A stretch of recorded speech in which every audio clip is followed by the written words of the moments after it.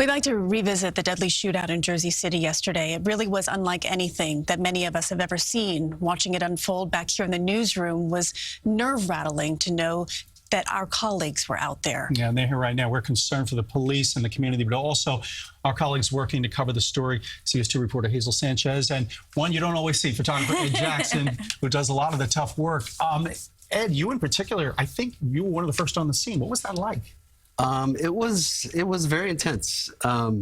We've all been at events, breaking news situations, but this was completely different. The amount of police presence, SWAT, the vehicles, and usually when we get there, it's kind of wrapping up. Right. This was ramping up. It was.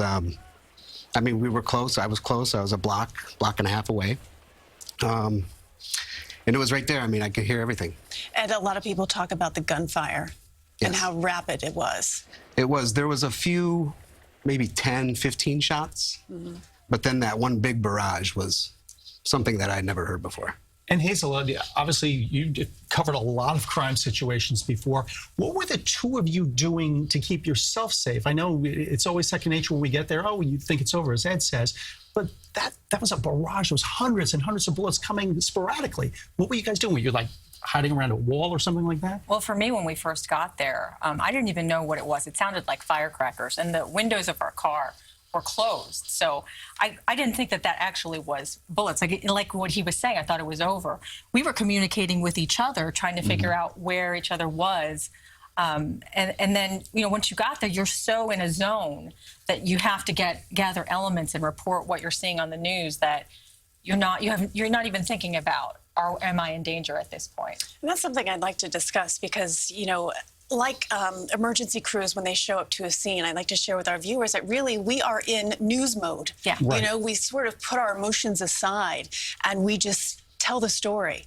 And it's after the fact that you think about what you just experienced.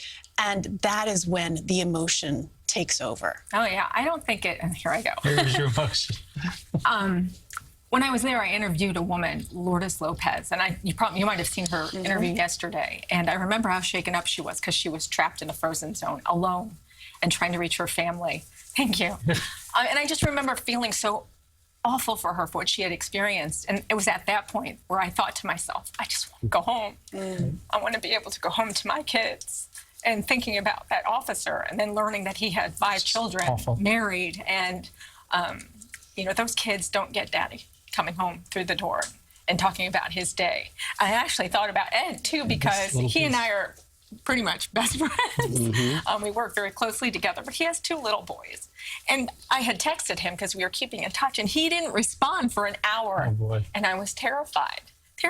Ed, what's happening? Well, you know what Ed was doing? Respond? He was texting me, and this is what Ed is doing. He's not just worried about the scene. He's literally, we're on the set, and I'm getting texts from Ed Jackson. He said, Ed's like, well, I'm hearing the gunfire. I said, this guy's doing 7 things. And did it ever occur to you that you were just as much in danger as those brave police officers? It never really did until after when I got home. It's like, oh my gosh, something really bad could have happened. There was so many police between me and the actual grocery, so I knew I was protected that way. And like Hazel said too, you're in this news gathering mode, and you're not really thinking about the danger. You're just trying to show the pictures of what's happening, give the information of what's happening, and you don't really think about that. There's certain stories that you cover as a journalist and as a photographer, and the ones that just stick with you. And I'm sure that this particular situation in Jersey City is going to be one of those for you both. Yeah, especially the families that have lost so much in just a matter of minutes. And it's just, the reality really sets in about, all the things that we take for granted about being able to go home after work every night. Yeah. Well, we praise you and also the other crews that were out there yesterday. It was true teamwork coming together on the air for many hours throughout the afternoon. But, I'm so happy that we took the time today to share with our viewers that there is emotion involved in this and there is the after fact. And for you guys to be able to go out there once again and do it all over again, your work is truly commendable. It's the definition of professionalism, and we appreciate it so much, and our viewers do too. Thank you. And thanks for coming in and talking about it. Thanks.